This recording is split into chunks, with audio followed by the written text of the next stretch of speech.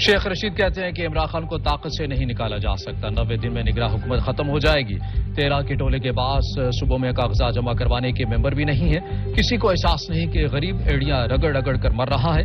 نواز شریف کا انتظار کرتے کرتے لوگ تھک جائیں گے۔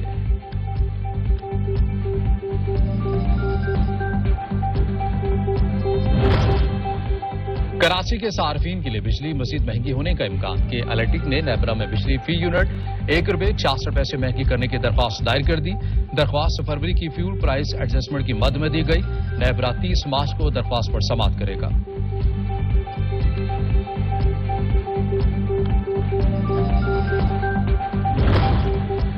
پاکستان میں اقتصاد بازاری کا خطرہ 70% تک پہنچ چکا۔ بلومبرگ سروے میں انکشاف، برطانوی جریدے کا کہنا ہے IMF بیل آؤٹ پیکج نہ ملنے اور سیاسی اور معاشی بحران کے سبب ملکی معیشت کساد بازاری کی طرف بڑھ رہی ہے۔